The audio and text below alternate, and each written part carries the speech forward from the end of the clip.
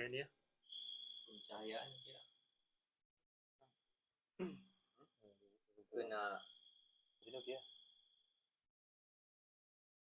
Okey. Tak sebab buat brightness ni. Okey ni. Just ni.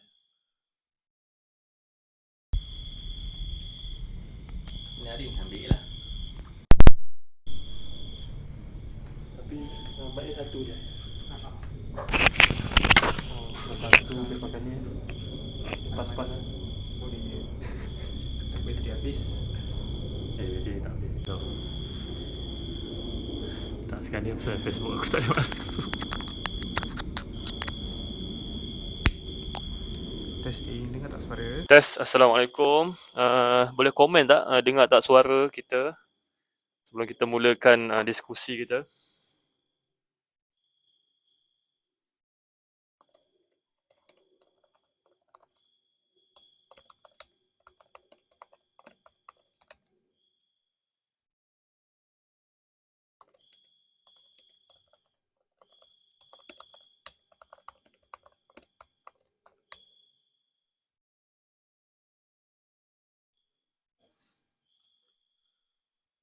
Okay.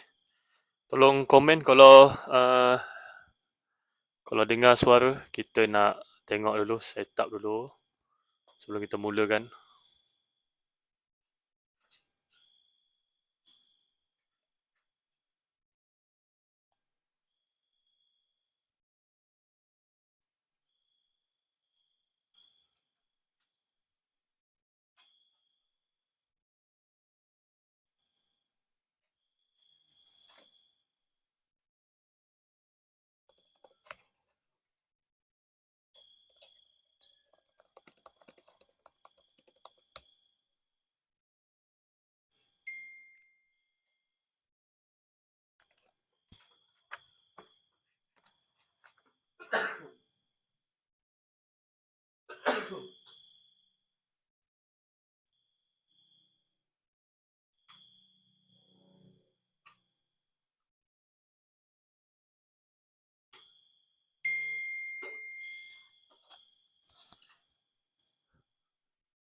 Okay, kita share dulu video ni.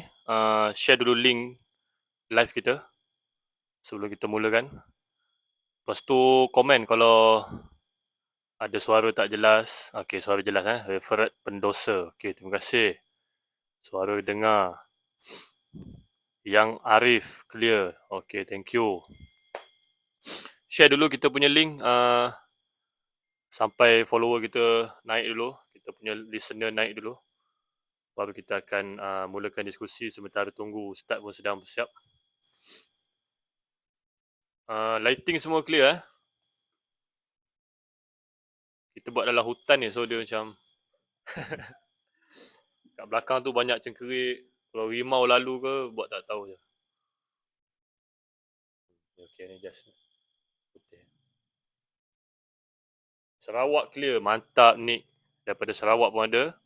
Tolong bagi kat kawan-kawan Sarawak. Kita punya perbincangan isu pada malam ni.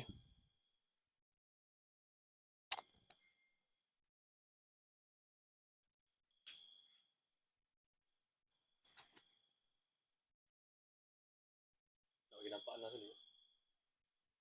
Tak seorang apa.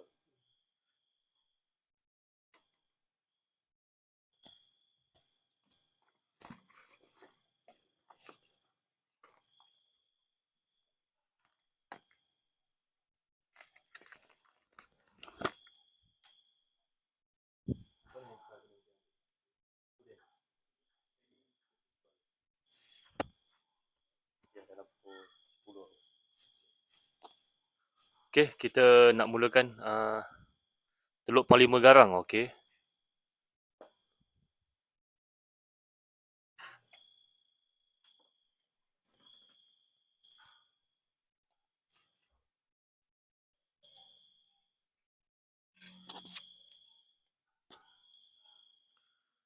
Baik, bismillahirrahmanirrahim. Alhamdulillahirrahmanirrahim. Wassalatu wassalamu ala ashrafil anbiya wal mursalin wa ala alihi wa sahbihi ajma'in. Baik, insyaAllah malam ni kita teruskan lagi kita punya perbincangan. Sebelum-sebelum ni kita dah masuk dengan diskusi kita. daripada TikTok Pemuda PAS Wilayah. Kita dah bincangkan tentang isu-isu semasa sebelum-sebelum ini. Yang kalau tuan-tuan masih ingat, kita dah bincang tentang isu tanah. Kemudian kita dah bincang tentang isu penghakiman terhadap kes Zahid Hamidi di NAA kan. Jadi pada sesi kali ini kita nak bincang isu yang terkini yang merupakan perkara yang paling besar bagi umat Islam buat masa inilah, yakni tentang isu peperangan yang berlaku di Palestin, khususnya di Gaza, yang telah masuk hari yang kurang lebih hari ke-45. Kita bermula peperangan ini sejak 7 Oktober 2023 dan hari ini sudah masuk tarikh ke-20 November 2023 lah. Jadi saudara-saudara kita sudah bertahan lebih daripada sebulan berperang dalam keadaan kekurangan, dan hari ini banyak sangat berita-berita pembunuhan yang kita bacakan, khususnya yang berlaku di Hospital Al-Shifa. Jadi kita nak dengar lah daripada Ustaz. Memandangkan kita dah masuk hari ke-40 dan kita dah lihat macam-macam ragam umat Islam punya respon terhadap isu ini. Ada yang begitu keras, ada yang begitu bersungguh-sungguh menyatakan solidariti. Tetapi dalam masa sama ada juga yang seolah-olah tidak serius ataupun tidak begitu bersungguh menyatakan komitmen sokongan mereka terhadap perjuangan Palestin. Tidak seperti mana mereka bangkitkan sebelum-sebelum inilah. Jadi kita nak dengar daripada Ustaz sendiri, khususnya kita nak bincangkan tentang aliran moderate ataupun aliran yang sangat-sangat sederhana ini dalam membincangkan isu perjuangan Palestin. Jadi tanpa berlengah masa, saya silakan Ustaz untuk mulakan dengan sedikit pengenalan. Silakan Ustaz.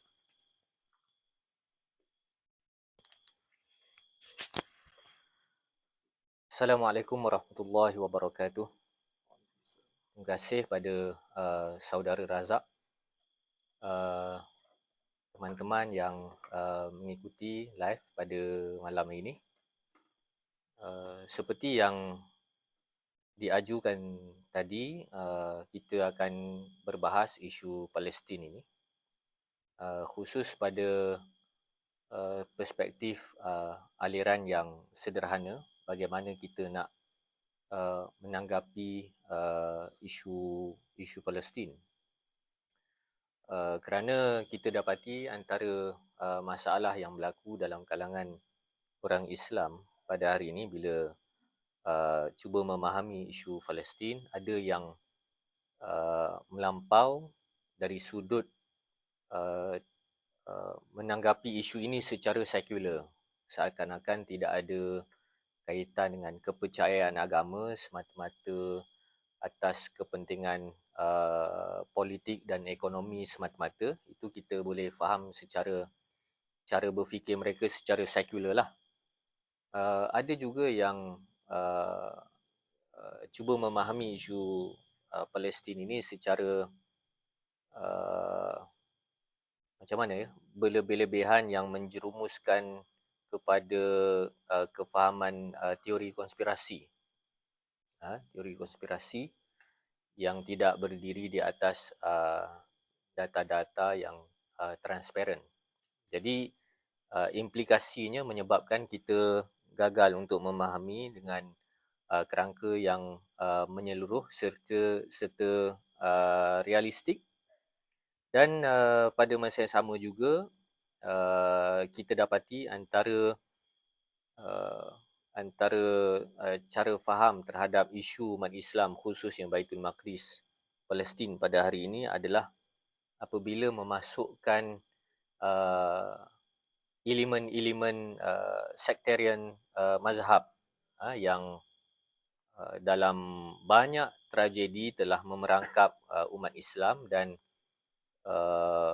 memberi kesempatan kepada pihak Zionis untuk menjalankan agenda pecah dan perintah. Jadi bila kita sebutkan sederhana, itu mestilah lebih realistik dan berdasarkan dapatan-dapatan yang diperakui oleh si pembuat sendiri, iaitu pihak barat, Zionis, dan kita bandingkan dengan realiti pada hari ini supaya kita dapat faham bukan semata-mata apa yang telah berlaku iaitu sejarah apa yang sedang berlaku, realiti pada hari ini. Tetapi yang lebih penting adalah kita dapat mencerap apakah implikasi-implikasi dan perencanaan berjangka masa panjang yang cuba disusun. Wallahualam. Okay, baik Ustaz. Jadi kita nak tahu lagi lanjut lah tentang khususnya tentang golongan yang Ustaz sebutkan sebagai moderate lah, kita katakan sebagai aliran yang sangat-sangat lembut dalam isu perjuangan Palestin. Lembut ni maksud kata kat sini dia lembut bersamaan mereka dengan orang Palestin sendiri lah. Dan mungkin tidak nyatakan sokongan secara direct kepada pihak yang menentang Palestin, tapi dia tidak nyatakan juga dia punya kebersamaan secara kita kata secara bersungguh lah dengan pihak Palestin. Mungkin Ustaz boleh komen dari situ. Baik. Kalau merasa apologetik terhadap hak-hak umat Islam di Palestin, kalau kita gunakan terminologi Al-Quran itu sendiri macam agak susah. Kita nak istilahkan sebagai sederhana, moderate. Kerana Allah katakan wa kadzalika ja'alnakum ummatan wasata. Demikian kami jadikan kamu semua umat pertengahan. Dan makna pertengahan di dalam Islam ini antaranya yang paling kuat. Kerana matahari pun yang paling panas waktu tengah hari. Umur manusia paling kuat pun waktu tengah-tengah muda. Bukit pun paling tinggi yang tengah-tengah kan, selalunya. Tabiat sunatullah Allah jadikan selalunya yang tengah itu yang paling kuat. Jadi bila Al-Quran katakan umat Islam ini harus berada di tengah, sederhana, iaitu yang paling kental dan kuat sokongannya terhadap agama sendiri dan kepentingan umat. Dan kalaulah ada di kalangan orang Islam yang apologetik dan kemudian menunjukkan lunak terhadap Israel, terhadap Zionis, terhadap apa yang digagaskan oleh Barat, mungkin kita tak boleh nak katakan sederhana, tetapi kita katakan mereka itu adalah orang-orang yang antaranya terpengaruh dengan propaganda yang dijalankan, menyebabkan kebersamaan mereka di atas kepentingan umat itu terhakis. Jadi atas alasan kemanusiaan, kesejahteraan dan macam-macam menyebabkan mereka mengalami kekeliruan nak sokong 100% umat Islam, lantas dituduh sebagai ekstremis, sebagai pelampau. Ini kesan daripada Islamfobia, ataupun nak tunjukkan kononnya kesederhanaan menurut definisi Barat, iaitu dengan Israel pun okey, dengan orang Islam pun okey. Tapi akhir sekali penyudahnya orang Islam yang jadi mangsa. Jadi kalau yang dimaksudkan ada orang Islam yang dia dengan Palestin, dia okey, dia bicara hanya terhad pada perspektif kebajikan, kemanusiaan, tapi dari sudut politik agama mereka tak bersama. Itu sebenarnya lama kelamaan akan membentuk cara fikir orang Islam yang akhir sekali pro pada kepentingan Zionis. Dia shibron bi shibrin, sikit-sikit.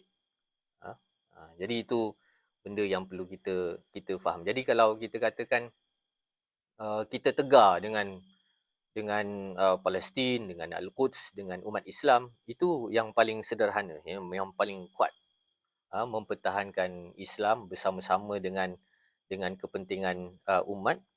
Adapun yang kalau Barat dia cuba menggambarkan sederhana itu akhir sekali tidak ada pendirian. Dia cuba bersifat pragmatik, lalang, yang mana dalam hadis menyebutkan lalang ini dengan kalimah imma'ah, ana ma'an nas. Aku ikut orang je kan, aku ikut kepentingan yang ada. Jadi itu beberapa dan kalau kita lihat dalam isu Palestin ni memang berlaku dilema. Dilema yang berpunca daripada propaganda-propaganda khususnya sektarian mazhab di kalangan orang Islam yang menyebabkan dilema nak sokong Gaza ke, nak sokong Hamas ke, dan nak sokong Islamis ke macam mana. Tengok-tengok Islamis alirannya macam mana, mazhabnya macam mana. Jadi itu Mazhab dia penentu. jadi mazhab dia bukan umat, kan? Bukannya penentunya kepada kepentingan umat, tetapi lebih pada sentimen mazhab. Dan kita perlu faham sanad permainan propaganda sentimen mazhab ni, kita kena faham betul-betul dia datang daripada mana. Wallahualam. Jadi Ustaz dah sebut tentang golongan ni memang wujud lah. Kita tak nafikan memang wujud. Kita nak dengar sikit Ustaz cerita tentang Islamofobia tu. Macam mana Barat jadikan Islamofobia? Adakah 9/11 tu diorang yang cipta ataupun memang itu datang daripada rasa hati umat Islam yang pergi menyerang Amerika waktu tu? Dan bagaimana Barat gunakan 9/11 ni sebagai elemen untuk menyebarkan Islamofobia kepada dunia ni? Baik. Islamofobia ni kalau kita rujuk di dalam Al-Quran, sebenarnya permainan Islamofobia ni dimainkan oleh watak-watak yang memerangi Islam sejak dari yang Allah ceritakan. Antara pelopor utama Islamofobia dalam Quran itu adalah Fir'aun tu sendiri. Dia mempropagandakan kononnya Nabi Musa itu biadab, melampau, kemudian ada agenda untuk mengancam masyarakat Qibti Mesir. Itu Islamofobia. Kalau kita tengok yang ditarifkan antara Islamofobia itu, antara elemennya adalah xenofobia, takut dengan orang luar. Dan itu juga yang dimainkan oleh Fir'aun. Fir'aun menakut-nakutkan orang Qibti terhadap Bani Israel yang kononnya datang, yang dianggap sebagai orang luar. Itu juga cerita dalam Al-Quran, cerita Ashabul Kahfi yang menggambarkan keadaan situasi mereka itu adalah situasi Islamofobia. Bagaimana mereka terpinggir, mereka tidak diberikan hak sehingga Allah ilhamkan mereka untuk beruzlah. Jadi kalau kita faham sejarah Islamofobia ini, dia bukan bermula daripada 9/11 2001, tapi itu merupakan tabiat pertentangan antara Islam dan Taghut sejak daripada dulu sampai kiamat. Jadi kalau kita tengok apa yang dijalankan oleh kuasa kolonial pun Islamofobia juga, dengan cara yang menganggap kononnya dunia timur itu tidak beradab, dunia timur itu tidak ada tamadun, maka kuasa kolonial terpaksa datang untuk mentamadunkan. Itu bentuk Islamofobia yang dimainkan ketika zaman kolonial. Zaman post kolonial ini kita boleh rujuk contoh antaranya yang dimainkan oleh Amerika. Kempen besar-besaran Islamofobia Amerika itu sebenarnya, walaupun program utamanya 9/11 2001, tapi kalau kita lihat propaganda yang dimainkan kononnya menggambarkan orang Islam ini ganas, package dengan bodoh, package dengan tidak ada peradaban. Itu kalau kita lihat karya-karya Hollywood banyak dimainkan sejak daripada tahun 80-an. Kan? Kalau kita perasan cerita Rambo, cerita macam-macam lah disatirakan. Umat Islam itu suka berperang tapi bodoh. Umat Islam Arab lah ke?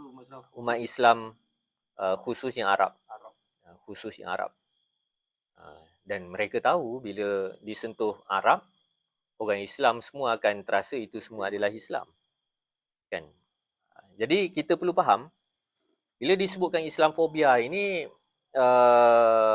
instrumennya bukan semata-mata makalah-makalah ilmiah, bukan. Tetapi lebih kepada pop culture. Kerana kalau kita tengok apa instrumen orientalis dulu, dia banyak melibatkan karya-karya seni. Lukisan, karya seni lah. Dan hari ni kalau kita lihat dari sudut media, itu memang instrumen utama Islamfobia. Sebab itu video game, apa filem-filem apa semua banyak menggambarkan kempen Islamfobia. Dan selepas daripada 9/11 itu memang dunia terbelah jadi dua. Kalau kita soroti sejarah Perang Dingin, Cold War, memang dunia jadi terbelah dua. Nak bersama dengan Barat ke nak bersama dengan Soviet waktu Perang Dingin. Sebab itu ada Korea Utara, Korea Selatan, Malaysia dan Indonesia bergaduh pun sebab Cold War, kan? Dan begitu juga ada Yaman Utara, Yaman Selatan, Vietnam Utara, macam-macam. Semua Utara Selatan dia pecah. Pecah sebab apa? Nak memilih ideologi. Barat, demokrasi kapitalis ataupun sosialis Soviet. Dan selepas daripada tahun 2001 itu, dunia sekali lagi terbelah jadi dua. Nak bersama dengan Barat, dalam kurungannya Zionis, lebih terus terangnya, ataupun nak bersama dengan Islamism. Bersama dengan selepas 2001, terbelah. Sebab itu kalau kita perasan antara pembelahan dunia yang diisytiharkan oleh Amerika waktu itu adalah Bush. Waktu tu Bush Junior lah, dia kata sama ada kamu nak bersama dengan kami ataupun kamu nak bersama dengan teroris. Jadi bermaksud sesiapa yang tak bersama dengan ideologi, kepercayaan dia, maka itu adalah teroris. Waktu itu berlaku tekanan dari sudut kempen, pemikiran, dan waktu itulah antara yang menjadi mangsa, elemen-elemen yang menjadi mangsa, antaranya jihad, antaranya hak wanita, antaranya politik Islam, antaranya syariat Islam, maksudnya undang-undang Islam. Apabila sebutkan benda-benda itu, maka cukup syarat untuk kita dianggap sebagai pengganas menurut kamus Islamfobia. Maka disebabkan itu, bila kita berhadapan dengan serangan-serangan pemikiran, kita orang Islam ini perlu memperhalusi takrif, definisi balik. Kerana serangan pemikiran itu, dia akal pemikiran kita ni berfungsi berdasarkan bahasa. Dan bagaimana nak menguasai pemikiran orang, kena kuasai definisi terlebih dahulu. Lepas tu bila kita ceritakan berkaitan dengan Islamfobia ke, berkaitan dengan terorisme ke, apa benda, kita kena takrifkan dulu definisi. Yang menjadi masalah hari ini adalah kita dipaksa untuk berpegang dengan takrif, definisi Barat. Dan akhir sekali, kesan daripada Islamfobia antara yang jelas kelihatan adalah orang Islam sendiri apologetik dengan Islam. Rasa sebersalah. Cerita pasal hak orang Islam, dia rasa sebersalah. Cerita pasal undang-undang Islam, rasa sebersalah. Cerita pasal, padahal cerita pasal hak sendiri. Nak takbir waktu perhimpunan tu pun Itu antara. masuklah. Itu antara. Apologetik tu. Dia yang penting elemen apologetik tu. Kan, nak pakai kopiah pun, walaupun kita rasa benda tu remeh. Kan, contoh-contoh kan, takkan tak boleh takbir. Kadang-kadang orang kata, alah, tak boleh takbir tu bukannya mencederakan agama pun, bukan jadi murtad pun, bukan jadi kafir kan. Tapi kita kena ingat, Nabi ingatkan apa kerosakan umat ini dia berlaku secara step by step. Kan, selangkah demi selangkah, sejengkal demi sejengkal, kan ada hadis-hadis yang seumpama itu. Kan. Jadi bila kita sebutkan Islamfobia itu implikasinya adalah kita rasa apologetik, kita rasa sebersalah. Kita lebih terdorong untuk melayani nafsu penguasa dunia pada hari ini, iaitu Barat, dan di belakangnya di bawah lobi Zionis. Dan akhir sekali, bila kita nak bicarakan berkaitan dengan Palestin pun kita rasa apologetik. Itu kesan daripada Islamfobia. Jadi Barat lepas berlaku 9/11 ni, Ustaz sebut dia dah ada berlaku sekretariat mazhab sebagainya. Jadi Barat dia pilih siapa untuk bersama dengan siapa untuk dilawan. Baik. Saya baca apa yang telah dilaporkan oleh Rand Corporation tahun 2008. Yang agak menarik. Unfolding Secret of the Long War. Yang menariknya dia katakan bahawasanya perang yang mereka akan hadapi selepas daripada 9/11 ini adalah, kalau dulu Cold War, perang dingin, tapi dalam rangka untuk menentang Islam dan kelompok Islam ini, mereka istilahkan sebagai Long War, perang panjang. Perang panjang.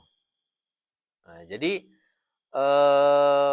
berkaitan dengan sektarian mazhab, berkaitan dengan adu domba sesama orang Islam dan memecahkan orang Islam, kita perlu lihat contoh-contoh sejarah. Bagaimana propaganda yang dijalankan oleh British dahulu. Sebagai contoh, Arab Revolt, revolusi Arab tahun 1916. Ketika itu British memainkan sentimen Arab Turki untuk mendorong puak-puak Arab ni memberontak halau Turki dari wilayah-wilayah Arab. Maka mereka puji, mereka bodek orang-orang Arab ni dan menaikkan semangat perkauman Arab supaya Arab lawan Turki atas sebab Turki ni tak layak untuk memimpin umat. Arab lebih layak. Jadi sejarah tahun 1916 itu boleh dijadikan antaranya sebagai rujukan untuk kita faham adu dombanya. Antaranya adu domba antara bangsa Arab dan Turki, dan disebabkan itulah Osmaniyah dihalau daripada tanah Arab. Sekaligus Osmaniyah terpaksa berundur dari Palestin dan memberi kesempatan pada British untuk mengisytiharkan Palestin itu tahun 1917. Deklarasi Balfour. Itu sejarah bagaimana Zionis dapat bertapak di Palestin. Seterusnya, kalau kita babitkan apa yang berlaku pada hari ini.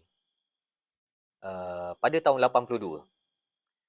Tahun 82 ada satu artikel daripada jurnal Bahasa Ibrani yang lebih dikenali sebagai Oded Yinon.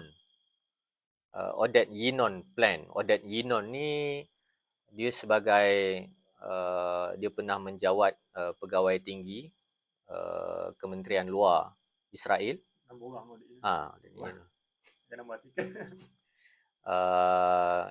Dia juga pernah jadi penasihat pada Ariel Sharon. Jadi Oded Yinon ini plannya adalah untuk melangsungkan cita-cita jangka masa panjang Zionis untuk meluaskan sempadannya, bukan semata-mata dekat peta Palestin macam pisau tu, bukan semata-mata peta tahun 48, bukan semata-mata macam peta tahun 67, bukan, tetapi yang mereka inginkan adalah kawasan besar dari Sungai Nil dan Sungai Furat. Itu yang dipanggil sebagai The Greater Israel, Israel Raya. Untuk melangsungkan agenda itu, antara cadangan daripada Oded Yinon ini adalah kena pecahkan dalam konteks Israel ini yang berada di kelilingnya adalah kena pecahkan orang-orang Arab. Pemecahan itu berdasarkan sektarian mazhab. Jadi disenaraikanlah Syiah berapa persen, Sunni berapa persen, Kurdish berapa persen, Arab berapa persen, Parsi. Dia dah buat tahun 82. Jadi bila dibahaskan kenapa musuh-musuh ini bila mereka buat perancangan, mereka publish perancangan. Dan yang banyak sumber yang saya rujuk ni pun berdasarkan rekod mereka sendiri yang mereka publish Antara alasan mereka adalah ini kami tujukan untuk kalau konteks Oded Inon tu untuk puak-puak Yahudi, supaya puak-puak Yahudi tahu perancangan jangka masa panjang kita macam mana. Kan? Dan barangkali dia orang tak kisah kot publish. Dia orang tahu orang Islam tak baca. Dan kalau ada orang yang baca pun, kalau didedahkan, orang Islam tak percaya. Kan? Jadi itu tahun 82.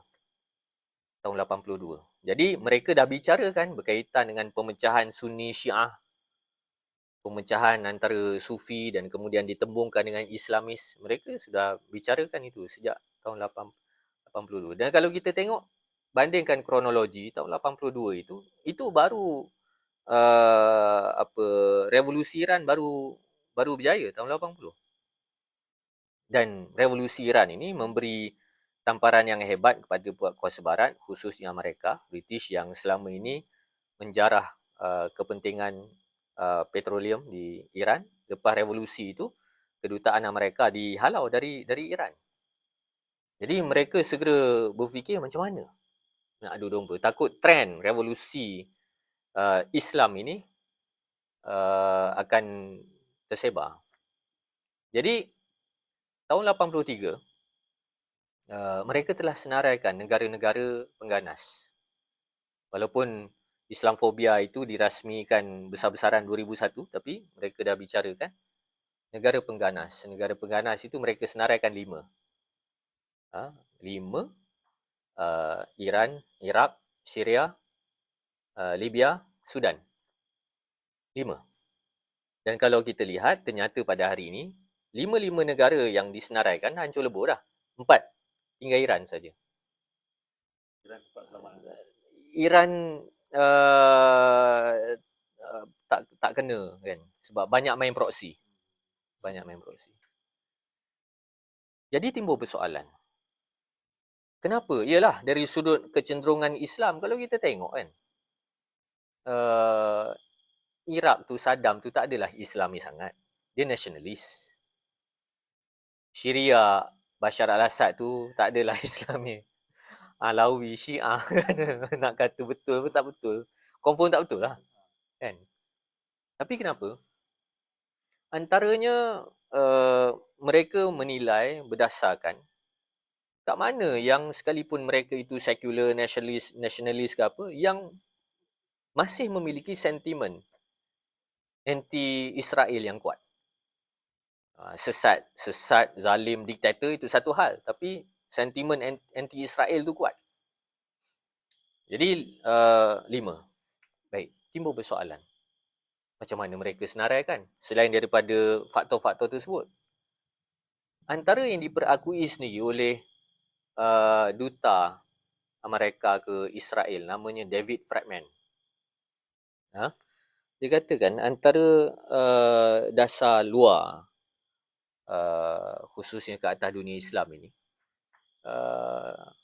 dibuat oleh US, antaranya berdasarkan takwilan Bible.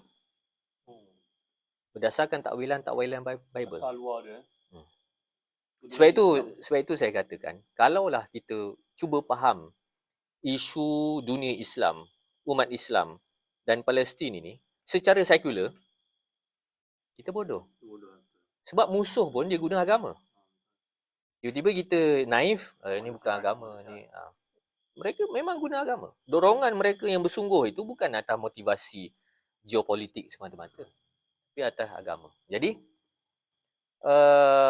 antara penjelasan adalah mereka sangat trauma dengan sejarah masa lampau di mana empire Bani Israel ini tumbang dan kemudian Bani Israel dijajah oleh empire besar. Ni kita patah balik zaman 3000 tahun, 2000 tahun dulu. 1000 tahun dulu. Sejarah yang bagaimana? Sejarah apabila Nabi Daud menubuhkan empire Bani Israel, Islam lah kan. Kemudian Nabi Sulaiman, kemudian lepas Nabi Sulaiman wafat, berlaku pertelingkahan, ada yang nakkan Islam, ada yang nak sekular, maka Bani Israel jadi pecah. lemah dan akhir sekali dijajah. Mereka dijajah oleh empire-empire besar. Dijajah oleh Babylon, kemudian Parsi, kemudian Rom. Jadi memang mereka akui sendiri untuk memastikan kepentingan Israel ini selamat. Bangsa-bangsa yang pernah jajah perlu diselesaikan terlebih dahulu. Jadi Babylon, Iraq. Apatah lagi Saddam Hussein sangat bangga dengan sejarah Babylon sampai buat balik istana Babylon lagi lagi dirasa. Kemudian itu masalah Saddam Hussein lah. Kemudian Parsi, Iran. Kemudian Rom kan. Rom banyak macam-macam takwilan lah. Jadi itu perjalanan kronologi tahun 83 dan tahun 83 juga untuk menyambung Oded Yinon ini. Seorang orientalis yang cukup terkenal namanya Bernard Lewis. Bernard Lewis telah melakar plan remap Middle East, pemetaan semula sebagaimana Sykes-Picot 1917. British dan Perancis pecah-pecahkan wilayah-wilayah Arab. Jadi untuk memastikan Israel itu mengukuh, negara-negara Arab itu mesti dipecahkan. Jadi produk kepada plan-plan ini yang kita saksikan melalui Arab Spring. Melalui Arab Spring 2010.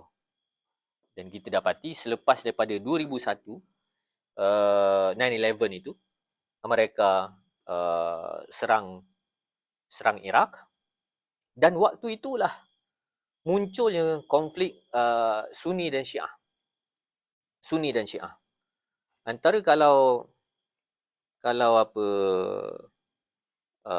teman-teman yang mengikuti ni boleh berbahasa Arab, cubalah cari buku ni. Buku ni saya rasa sangat penting.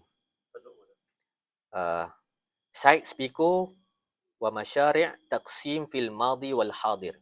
Al-Mu'amaratul Kharijiyah wal Isti'dadatul Dakhiliyah. Wal Isti'dadatul Dakhiliyah. Wal Isti'dadatul Dakhiliyah. Perjanjian Sykes-Picot, program untuk memecahkan peta zaman dulu dan sekarang, konspirasi daripada luar dan persiapan dalaman. Yahya Buzidi, Hussein Bubidi. Ini Al-Bayan Center for Research and Studies. Bila saya baca buku ini, baru saya nampak Arab Spring ni apa benda. Tapi bahasa Arab lah. Tak baca buku ni lepas Arab Spring berlaku ke sebelum? Selepas. Maksudnya, kita kena akui, waktu Arab Spring semua kena tipu. Semua kena tipu, kan? Tapi bila Arab Spring itu tidak menatijahkan benda yang sepatutnya, kita ni apa benda ni? Ini apa benda, kan? Jadi antara yang menarik dalam buku ini, dia mendedahkan tahun 2006 dan 2000 sehingga 2008 bagaimana program untuk memecahkan atas sektarian mazhab di Iraq, Sunni, Syiah. Dan ini turut diakui oleh Henry Kissinger sendiri dalam wawancaranya di CNN. Jadi pemecahan umat Islam atas mazhab ini memang real berlaku. Kalau kita tengok waktu Arab Spring, waktu perang di Iraq, Amerika serang Iraq, itu dah mula Sunni Syiah. Dan pada masa yang sama pada tahun 2004, kerana kita patah balik tadi Islamfobia untuk lawan Islamis dan Islamism. Dan Islamism ini apa sebenarnya? Islamism ni gagasan untuk kembalikan Daulah Islamiyah, syariat Islam, umat Islam mesti berkuasa, kan? Itu senang ceritalah Islamism. Jadi Islamism ni yang kalau kita pembawanya gerakan Islam, kumpulan Islam, parti Islam, macam mana? Jadi ada satu report yang dikemukakan oleh Nixon Center. Nixon Center, yang disediakan oleh Zeno Baran. Tajuknya Understanding Sufism and its Potential Role in US Policy. Jadi tak silap saya dia ada 4 ataupun 5 siri persidangan Nixon Center ini, yang didedahkan siri ketiga ataupun siri yang keempat yang kita dapat ni. Tapi yang akhir resolusi tu tak dedah. Cuma kalau kita baca apa yang dilaporkan atas KPI akademik dan pengisytiharan sesama mereka, itu sudah cukup untuk kita faham apa yang berlaku. Jadi dalam perbincangan 2004 ini, mereka bincang, kalau bahasa mudahnya, okey, kita nak lawan Islamis. Islamis yang bagaimana?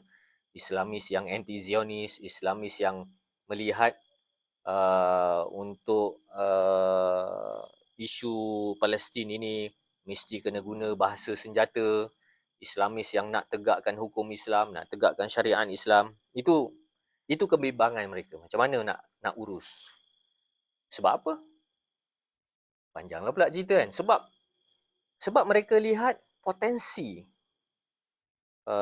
Islam ni akan bangkit selepas Soviet jatuh, dan terus mereka meramalkan lepas ni Islam. Kan? Itu yang mereka lihat daripada pattern di Algeria, parti Islam menang. Di Malaysia pun parti Islam menang tahun 90 Kelantan kan. Jadi pattern-pattern itu mengingatkan mereka, rupa-rupanya demokrasi yang dibuat ini dalam rangka untuk menyukarkan orang Islam mencapai kemenangan. Tengok orang Islam boleh bersabar dan boleh exploit benda yang sistemnya. Pada awal jangkaan mereka ingat orang Islam semua akan tiru Iran untuk buat revolusi. Tengok orang Islam tak nak tiru revolusi, lebih suka muajahah silmiyah. Ini diakui oleh Brookings, antara fellow Brookings Institute, Shadia Hamid. Dia Rethinking Political Islam, ada satu buku dia. Menarik untuk baca.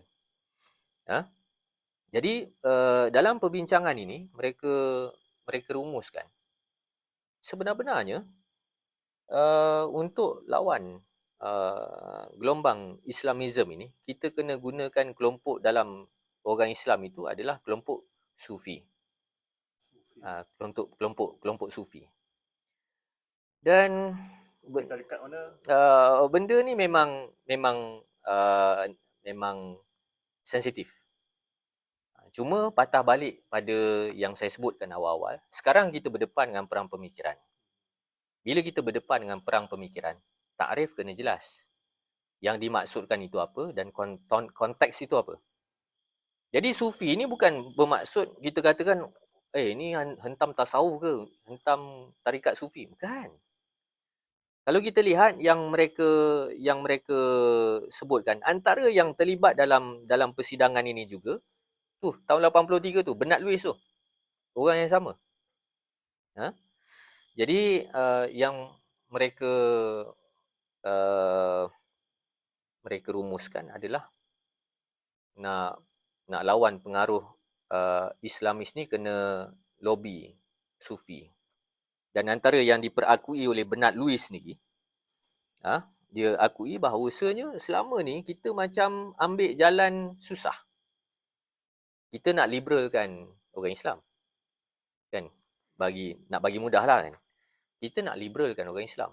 Nak liberalkan orang Islam ni, daripada liberal sampai ke pluralism agama tu, jauh perjalanan tu.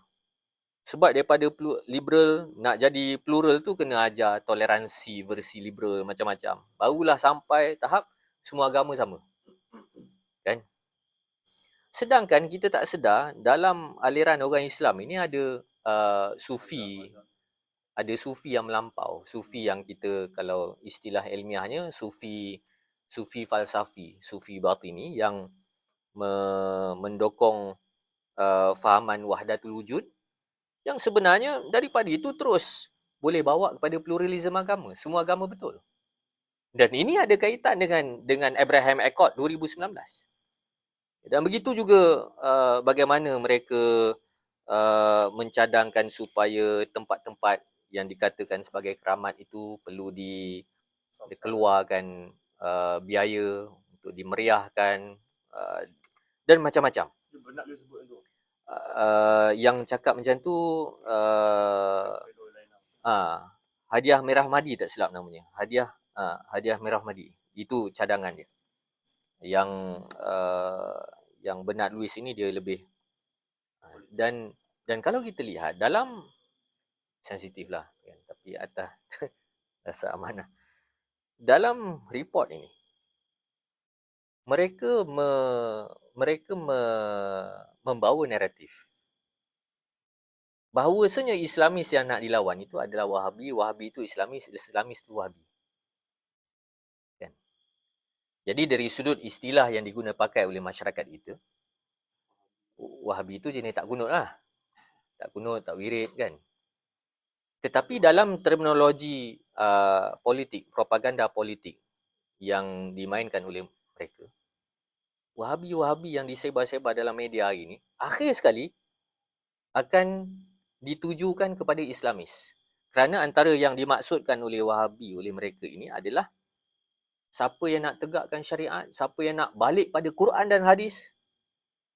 Kan syiar Islamis kan, Allah Quran dusturuna, Ar-Rasul qudwatuna.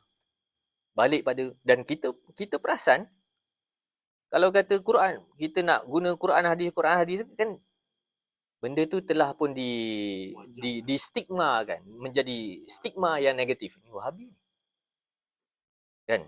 Jadi ini sahabat-sahabat kita ada yang dah terjemahkan report ini yang perlu kita faham. Dan produk kepada agenda ini kita boleh lihat apa yang berlaku di Mesir. Apa yang berlaku di Mesir, bagaimana Islamis itu dibingkaikan sebagai Wahabi, dan Wahabi itu Khawarij. Dan akhir sekali layak dibunuh sebab Khawarij ni anjing neraka. Kan, berdasarkan hadis kan, kilabun nar. Jadi itu yang pattern yang telah berlaku di Mesir. Bagaimana ikhwan diranapkan atas tuduhan Wahabi tak Wahabi tu. Jadi pengalaman melihat propaganda ini dimainkan, memang mula-mula Wahabi sesat apa semua kan. Akhir sekali landingnya Wahabi itu Islamis. Wahabi itu Islamis. Jadi itu berdasarkan pentakrifan mereka, penggunaan istilah dan naratif yang mereka mainkan. Jadi disebabkan itu, kalau kita lihat, kalaulah kita terpengaruh dengan propaganda seumpama ini,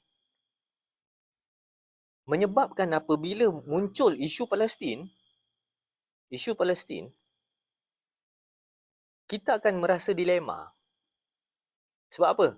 Dah ditanam. Ikhwan tu Wahabi, Khawarij. Okey. Yang menjadi penguasa di Gaza, Hamas. Hamas ni ditubuhkan oleh Ikhwan. Takkan nak sokong Wahabi pula. Kan? Dan kalau kita main isu Syiah tak Syiah, yang support Hamas ni Syiah. Takkan nak, ni je Syiah. Sebab itu kalau kita tengok isu Gaza hari ni, kita akan dapati segelintir di kalangan orang Islam mengalami dilema. Nak sokong ke tak sokong? Kan? Dan kalau kita perasan, memang ada di kalangan agamawan yang menunjukkan pasif. Kan? Dia diam gitu je kan. Sebab apa? Ni, racun propaganda ni yang berkaitan dengan Sufism Sunni dan Sunni Syiah. Jadi itu secara sederhana, ringkas untuk kita faham. Allahuakbar. Jadi Ustaz dah ceritalah dari sudut susul galuh macam mana aliran moderate yang kita katakan sebagai Islamis Palestin ni. Jadi kita Ustaz pun ada tulis tentang peranan negara seperti UAE dalam menyebarkan pemikiran keamanan, peace. Agama ni ajar keamanan dan sebagainya. Jadi kita nak dengar Ustaz ulas sikit tentang kedudukan UAE sampai UAE boleh jadi macam tu. Macam mana? UAE ni daripada negara macam mana sampai dia boleh jadi pangkalan kepada US untuk sebarkan pemahaman. Baik. Oh, sensitif tu soalan. Tak sebut nama tak sebut Ya. nama. Dia sebut pula. Kalau kita lihat bagi kepentingan dasar luar serta propaganda negatif Israel di rantau Arab itu, antara yang menjuarainya adalah tidak dinafikan UAE. Ya. Dan kalau kita sebutkan report daripada Nixon Center itu kaitan dengan Sufism apa semua, yang antara yang di belakangnya adalah UAE. Ada beberapa badan yang terlibat, antaranya Toba Foundation, dan begitu juga berkaitan dengan normalisasi Israel ini ada Abraham Accord, dan Abraham Accord itu membabitkan Majlis Hukama bawah tajaan UAE. Jadi kalau kita tengok, Maksudnya Majlis Hukama tu dengan Abraham Accord dia ada kaitan, ada JV lah. ada kaitan. Sebab orang yang sama, walaupun badan yang berbeza, tokoh-tokoh yang dilibatkan itu adalah sama. Orang Malaysia dia masuk ke Majlis Hukama? Ada. Tapi barangkali tak maklum kot. Tak maklum ataupun mengambil kesempatan apa yang ada kan, ruang yang ada kan. Sebab benda ni mungkin kita kena banyak berbincang dengan teman-teman yang mengkaji berdasarkan disiplin ilmu international relation kan. Baik. Jadi kalau kita tengok kenapa berlaku beria sangat ni? Perbincangan berkaitan dengan Sunni Israel Alliance ini, ia telah berlangsung awal. Yang paling awal saya duk baca, antara yang angkat awal-awal tu, Brookings Institute. Tak silap tahun 2006. Bincang bagaimana, apakah sampai satu masa nanti yang akan beraliansi dengan Israel itu adalah negara-negara Sunni. Baik, persoalan. Kenapa negara-negara Sunni dengan Israel? Kerana propaganda yang dijalankan adalah ancaman utama kepada Israel adalah Iran. Iran itu Syiah. Syiah tu betul ke tak betul? Sesat. Syiah tu sesat. Dan ini telah pun diangkat awal-awal oleh tahun 2004. Syiah Crescent. Kan? Syiah Crescent. Bulan sabit Syiah. Syiah Crescent ni Syiah yang keluarkan pelan tu Bukan. King Abdullah Jordan. Dia yang sebut pasal tu. So bukan Syiah yang umum. Bukan Syiah. Jadi ini sebagai satu amaran bahawasanya kita dalam bahaya. Kita tu maksudnya apa? Arab, lebih pada Arab. Sunni ni sebenarnya alasan sahaja. Dan Israel lah. Itu tahun 2004. Syiah Crescent ni membabitkan negara daripada Yaman, Iran, Syria, Lubnan. Itu bulan sabit Syiah 2004. Baik. Jadi bila melihat ancaman utama ke atas Israel sekarang ni adalah Iran, mesti buat kerjasama yang atas premis yang kukuh, iaitu mesti Sunni, dari Sunni. Itu sejak daripada tahun 2008, 2006, daripada Brookings Institute tu, 2008. Dan kalau kita tengok antara yang dimasyhurkan secara rasmi 2012, bagaimana antara UAE dan Israel itu membuat kesepakatan kerjasama bagi mendepani Iran. Ya, jadi itulah yang timbul Sunni Israel Alliance tu. Dan kerjasama yang dibangunkan waktu itu lebih tertumpu pada kerjasama intelijen dan persediaan ketenteraan. Itu yang rasmi 2012. Sebelum itu sudah pasti ada, sudah berlangsung. Jadi Kalau kita tengok apakah alasan Syiah Sunni ni adalah alasan yang tulen ataupun alasan yang diada-adakan demi kepentingan politik. Baik. Saya suka kemukakan contoh. Contoh bagaimana? Baik. Kenapa negara-negara Arab benci sangat dengan Iran? Sejak bila? Sejak bila? Apa yang saya dapati, sebelum daripada revolusi Iran, negara-negara Arab okey dengan Iran. Okey dengan Iran. Termasuk Saudi. Antara yang benci sangat dengan Iran sekarang ni Saudi. Kan? Waktu tu, okay. Padahal Iran waktu tu dah sedia Syiah dah. Tapi dek kerana dasar Iran itu lebih pada pro-barat, zaman Shah Iran, jadi tak adalah timbul isu Syiah ke tak Syiah ke. Lepas revolusi Iran itulah baru dimunculkan alasan Iran ni tak betul sebab Syiah dan Iran ni tak betul sebab bangsanya Parsi. Jadi Barat waktu itu gunakan Saddam Hussein untuk lancarkan serangan terhadap Iran. Berlaku perang Iran-Iraq. Perang yang rugi. Berapa tahun tak ingat? Lebih lama. 7 ataupun 9 tahun. Tak ada apa.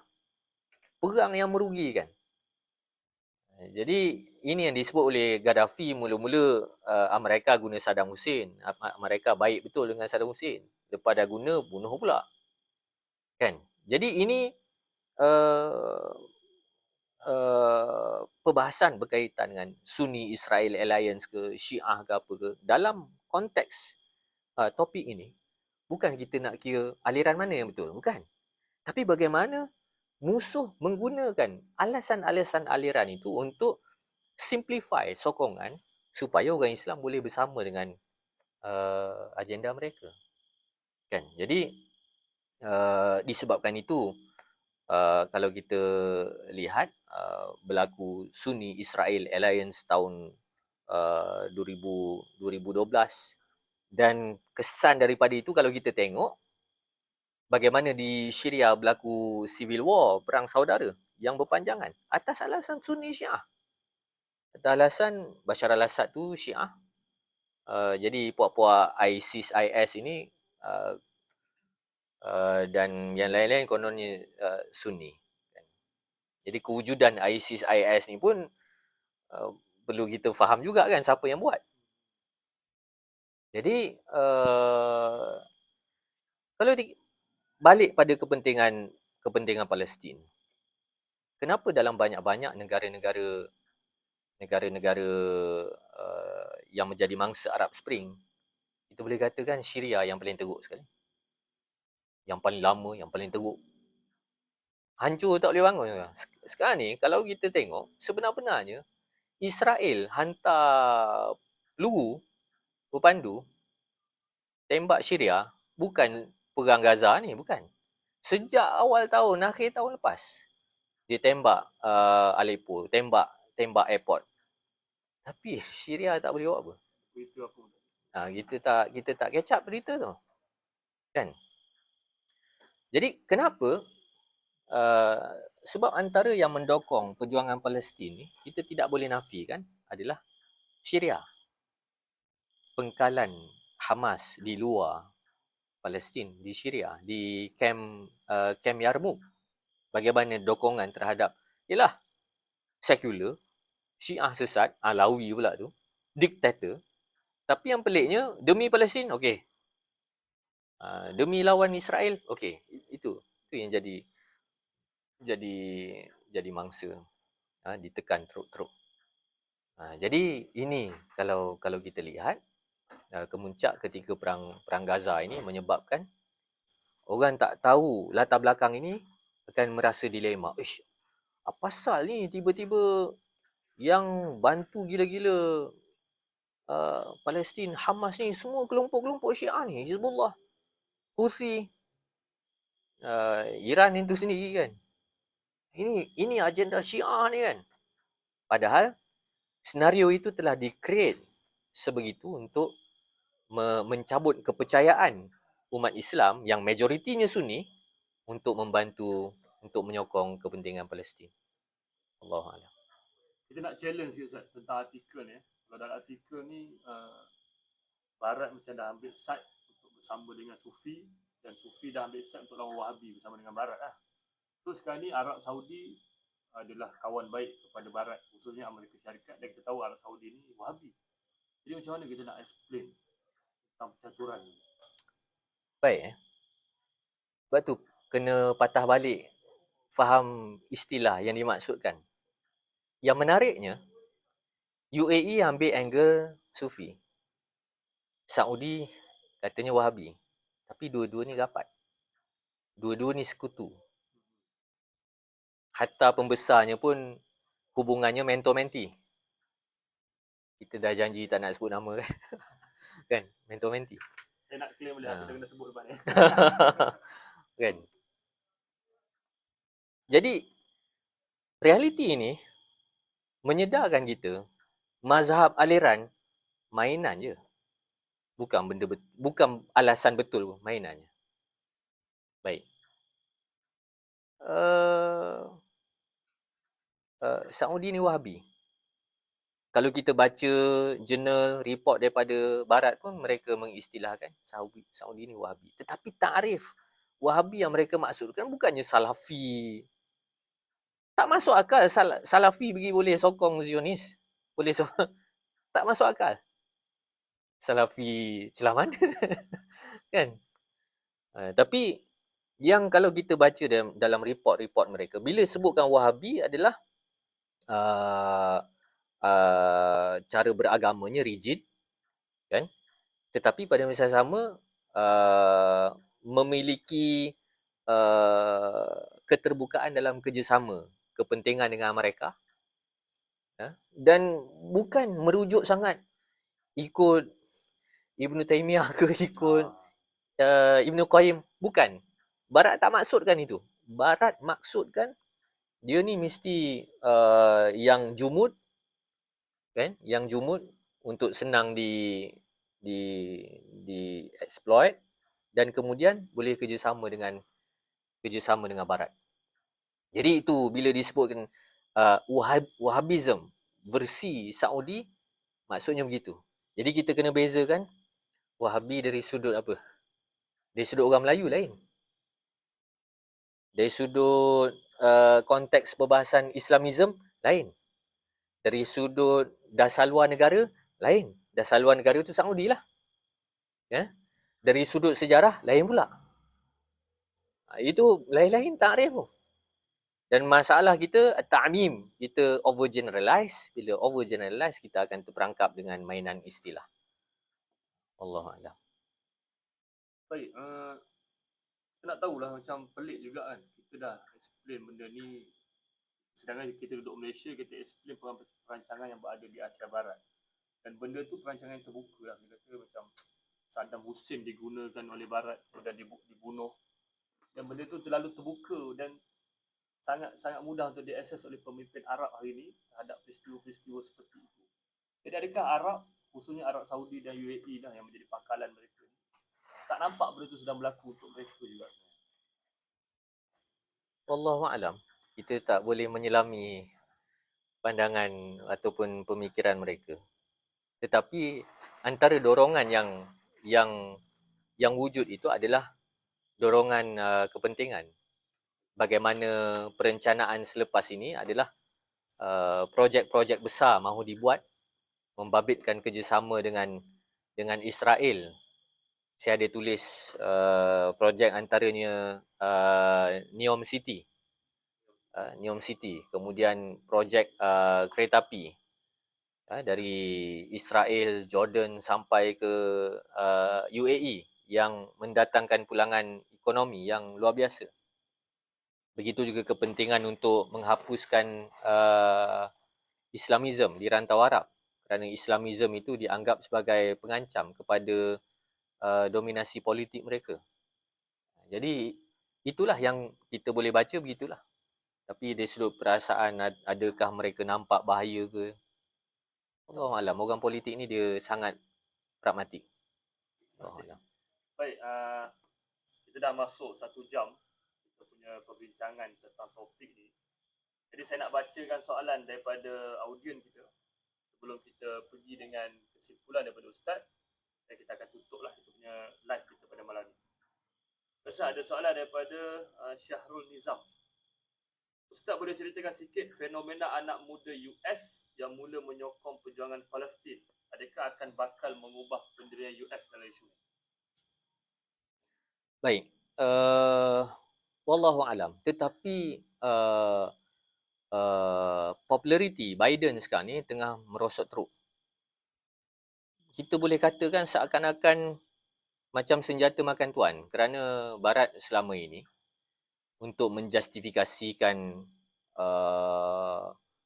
diskriminasi mereka terhadap umat Islam, mereka sering mengangkat hak asasi manusia, kan. Tiga benda itulah dalam fahaman liberal: kebebasan, kesamarataan, persaudaraan. Dan premis itu hari ini tidak berpihak kepada tindakan obsesi Israel dan Amerika apabila membantai Gaza. Dan kalau kita lihat, memang ramai, bukan sekadar anak muda, orang biasa yang melihat perkara ini. Mereka lihat ini sebagai satu pembantaian. Dan saya ada baca rencana yang melaporkan ramai juga yang masuk Islam. Kerana mereka, budaya Barat ini, mereka suka membaca, mengkaji, tidak dinafikan ada juga yang jumut tu ada juga, kan. Tapi perkembangan ini perkembangan yang negatif. Kalau kita lihat perang Gaza pada hari ini, perang ke pembunuhan, pembantaian terhadap Gaza pada hari ini, berlaku semacam ada dua perubahan senario. Waktu mula-mula kita tengok keyakinan Israel dan Amerika bantai, lain macam tu.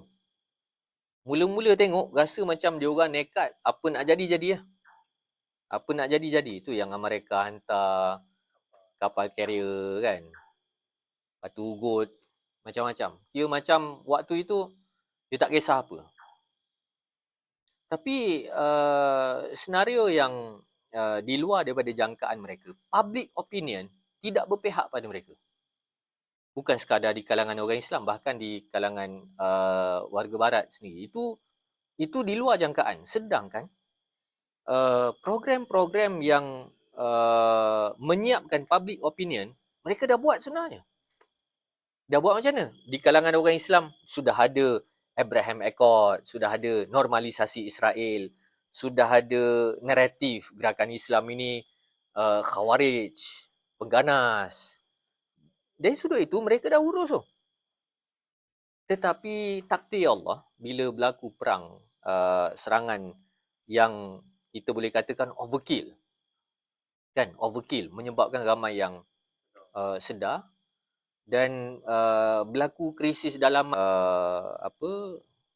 bajet yang sangat besar diberikan kepada Israel, menyebabkan rakyat Amerika sendiri mempertikai, kan, ini duit cukai kami yang bayar cukai, apa hantar ke sana.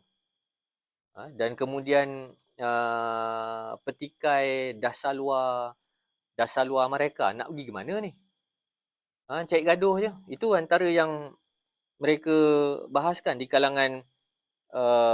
kalangan pengkaji geopolitik di sana. Mereka kata, apa, Amerika tak fokus ke?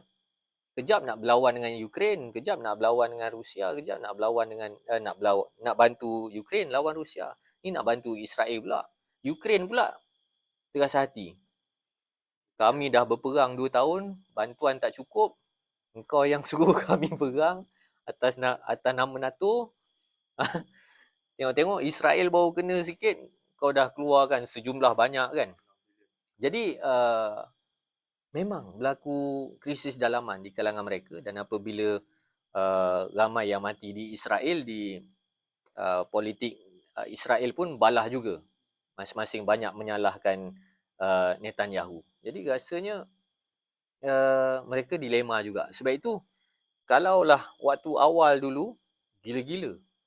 Macam rasa macam nak perang dunia tu macam dekat je. Tapi sekarang ni, dia dah serba salah. Sebab masalah public opinion. Allahuakbar. Okay, Ustaz. Terima kasih. Lepas tu ada yang komen, ini hujah yang tepat daripada Nur Syams. Ada soalan lagi daripada nama dia Sea Laut. Ustaz, apa solusi yang terbaik untuk Palestin sekarang? Sekarang kita nampak yang macam realistic two state tapi terdedah pada penindasan Israel. Selain tanah-tanah umat dan kesucian Al-Quds tergadai. Kalau one state solution, siapa nak lawan Israel? Ke kena tunggu Mahdi je? Tunggulah Imam. Kalau tunggu Mahdi tu kan, saya tertarik dengan sejarah umat Islam dilanggar Mongol. Kan?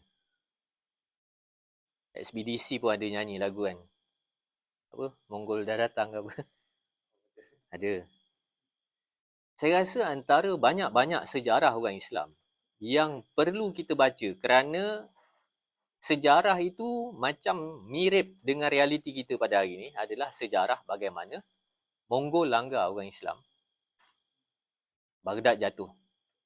Abbasiyah jatuh. Sama sebiji. Antaranya yang menyebabkan orang Islam waktu itu jadi pasif, banyak sama. Antaranya Ibnul Athir menceritakan puak-puak sufi ni dia lebih berzikir sahaja, akhir sekali Mongol datang dia tak buat apa.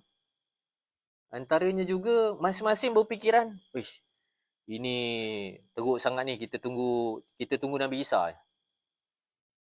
Memang Lala kena sapu. Mujur waktu tu Allah pilih kerajaan Mamluk, Saifuddin Qutus untuk tangani masalah itu.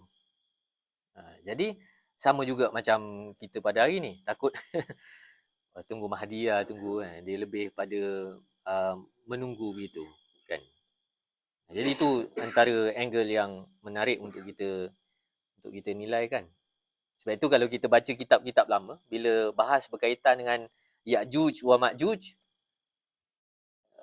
mereka menafsirkan siapa Ya'juj wa Ma'juj itu? Tatar, Mongol. Sebab teruk sangat. Pembantaian tu teruk sangat. Tapi ternyata Mongol Tatar itu bukan Ya'juj wa Ma'juj kan. Kiamat tidak berlaku waktu itu. Baik. Apa solusinya? Kalau nak kata solution, two-state solution sudah tidak relevan.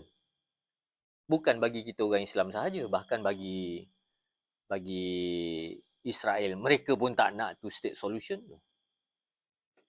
Tapi yang sedang direncanakan rentetan daripada deal of the century adalah new state solution.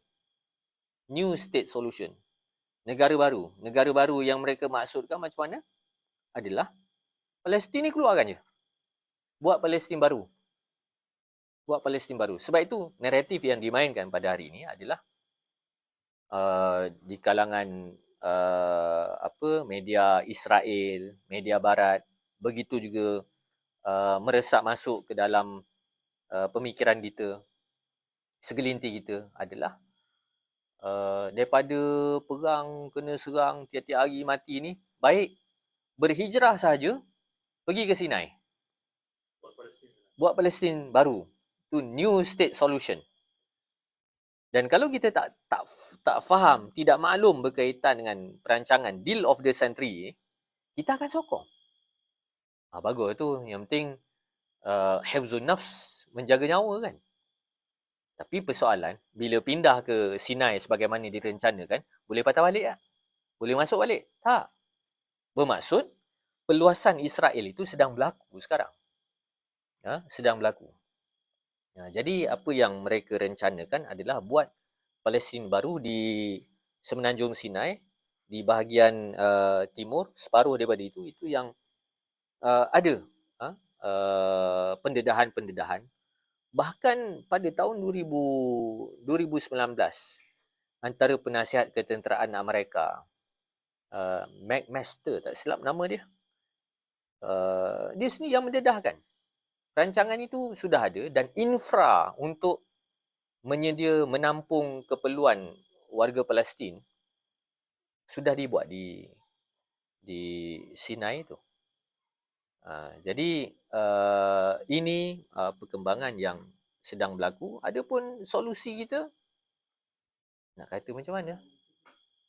Kalau katakan sebab itu kalau kita tengok kenyataan daripada Hamas, mereka kata kami takkan keluar. Maksudnya berjihad sampai titisan darah terakhir. Itu nekat mereka. Kerana mereka tahu apa yang sedang direncanakan hari ini adalah peluasan Israel. Kalau keluar mudah begitu sahaja menyebabkan agenda tersebut berjaya. Dan serangan ke atas Israel 7 November, 7 Oktober, sedikit sebanyak membuka mata orang Islam. Kerana kalau kita tengok, Palestin kena rogol, orang Islam tak sedar. Deal of the Century 2017. Kemudian pemindahan Tel Aviv ke Jerusalem, Israel. Kemudian Bukit Golan, kawasan bertindih antara Israel dan Syria. Dapat begitu je. Abraham Accord. Maksudnya lawan Israel dah tak relevan lah. Baik kita sama-sama adik-beradik kan. Keturunan kononnya datang daripada Nabi Ibrahim. Lepas tu normalisasi Israel. Itu semua rentetan ataupun siri-siri penafian hak dan perjuangan yang absah warga Palestin. Orang Islam tak sedar sepanjang waktu itu. Hatta waktu awal-awal saya tulis berkaitan dengan Deal of the Century pun, ada yang sinis kata ini semua teori konspirasi. Padahal ada dalam berita. Kan? Orang tak nak sedar sampai ke tahap itu. Apabila Hamas serang, antara hikmahnya orang mula buka mata. Sekarang ni umat Islam dan bahkan orang bukan Islam pun buka mata. Wallahualam. Soalan daripada Yang Arif. Adakah benar tindakan radikal Israel berdasarkan dari politik dalaman parti-parti yang mentadbir Israel? Baik. Dekat Israel itu, politiknya, spektrum politiknya, bila dikatakan sayap kanan, ia merujuk kepada yang paling anti-Palestin, yang paling nekat demi Zionis. Sebab itu setiap kali pilihan raya di Israel, parti-parti politik ini berlumba-lumba untuk mempamerkan mereka paling Zionis, mereka paling benci Palestin. Sebab itu ada seorang bekas speaker Israel yang kemudian kritik dasar-dasar Israel hari ini. Abraham Yukov ke, saya tak ingat namanya.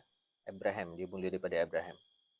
Dia kata sebenarnya spektrum politik Israel ini dia sentiasa, dia bukannya statik tengah macam ni, kiri macam ni. Tak, dia makin lama makin ekstrim Zionisnya. Kerana untuk dilihat relevan dalam politik Israel itu, mesti tunjuk siapa yang paling radikal terhadap Palestin. Jadi memang didorong. Sebab itu Netanyahu menunjukkan nekat iltizamnya untuk kepentingan Israel, tapi seakan salah percaturan menyebabkan warga Israel sendiri yang jadi mangsa dan ini mewujudkan protes pada hari ini. Allah. Soalan terakhir, dia bagi pendapat lah sebab tadi Ustaz sebut tentang New State Solution. Dia kata rasanya Mesir takkan setuju rancangan New State Solution sebab Palestin dan Hamas jadi buffer zone untuk dia dengan Israel. Kisah komen ke? Kita biarkan itu sebagai pandangan dia lah. Boleh lah. Cuma kalau kita check berdasarkan plan Deal of the Century itu, antaranya Mesir terlibat.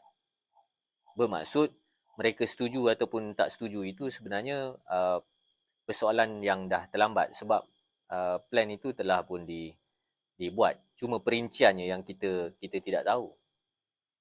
Dan kalau kita tengok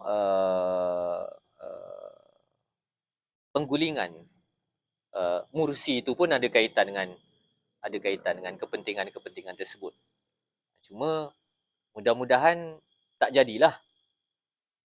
Barangkali yang atas setuju, yang bawah-bawah ni, rakyat ni bangkit ke, protes ke, menyebabkan populariti terganggu ke, dia berfikir balik ke, kebarangkalian tu masih lagi ada. Wallahualam. Baik. Kita bagi Ustaz 5 minit untuk bagi penggulungan di atas kita punya slot pada malam ini. Baik. Gulung macam mana ya?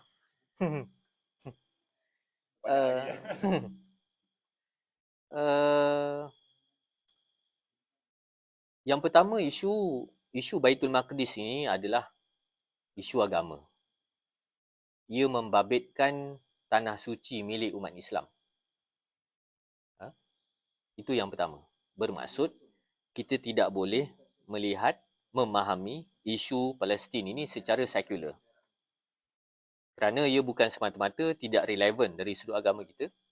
Bahkan tidak relevan juga kalau kita bandingkan dasar-dasar luar negara-negara yang memusuhi Islam dan pro pada Zionis. Kerana mereka pun berpandukan agama. Itu yang pertama. Yang kedua, kita perlu membudayakan kesedaran di kalangan orang Islam berkaitan dengan isu-isu umat. Bukan semata-mata kempen kesedaran, demonstrasi, kemudian protes, bukan semata-mata itu. Tetapi mesti ada kajian secara berterusan untuk kita faham apa yang berlaku dari semasa ke semasa, kerja buat musuh. Apa yang mereka bincangkan, apa yang mereka rencanakan.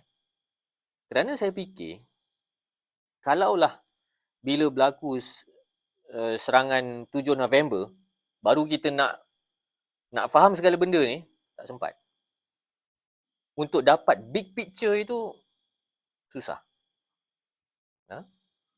Dan yang menariknya, perancangan-perancangan mereka membabitkan perencanaan masa depan. Waktu saya baca berkaitan dengan deal of the century ni, bila dikatakan nak pindahkan Palestin apa semua, saya merasa bimbang. Sebab apa? Memang logik itu telah dibangunkan demi kesejahteraan, demi kebaikan bersama macam-macam. Dan ternyata hari ini orang Islam yang tak terdedah, orang Islam boleh setuju. Baik pindah ya. Baik pindah. Dan yang ketiga, kita harus faham realiti kita pada hari ini adalah perang pemikiran. Walaupun kita tak bermain senjata di Palestin, tetapi perang pemikiran itu wujud di negara-negara orang Islam. Dan perang pemikiran ini menuntut kita untuk sentiasa mengkaji, memahami tabiat-tabiat perang pemikiran, dan begitu juga instrumen perang pemikiran. Kalau kita katakan elemen-elemen yang telah menjajah pemikiran orang-orang Arab itu hanya kekal di sana, kalau kita lihat realiti pada hari ini, sudah ada proses untuk normalisasi Israel itu sudah ada kelihatan. Berkait dengan isu sektarian mazhab sampai ke sini. Dan bagaimana yang disebutkan sektarian mazhab itu tiba-tiba ada hubungan yang lunak pula dengan kelompok-kelompok liberal. Bermaksud benda itu ada. Kesan itu ada. Dan begitu juga generasi baru pada hari ini yang cuba menggambarkan isu Palestin ini hanya isu yang sentimen warisan sahaja. Dan ini kita boleh lihat waktu polemik boykot, kan?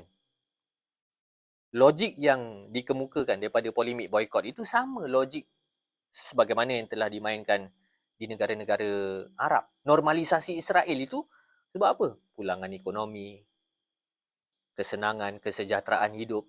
Sama. Premisnya sama. Logik yang digunakan adalah sama. Macam mana kita nak makan apa semua, kan? Jadi walaupun kita dari kejauhan, tetapi kesan-kesan itu ada. Dan yang kita bimbangkan adalah survival pemikiran generasi akan datang dengan program-program yang telah dijalankan. Wallahu a'lam. Baik, terima kasih banyak Ustaz di atas perkongsian pada malam ni dan juga pencerahan kepada semua. Saya harap kita yang menonton pada malam ini dapat mengambil input-input dan juga dapat mengambil sedikit sebanyak apa yang telah Ustaz sampaikan sebagai kita punya panduan dalam memahami isu Palestin. Bukan sekadar Palestin itu sendiri, tetapi dunia Islam secara umum ni lah. Jadi terima kasih banyak di atas kebersamaan kita semua pada malam ini. Kita tutup dulu kita punya majlis dengan laungan takbir. Allahu Akbar. Assalamualaikum warahmatullahi taala wabarakatuh.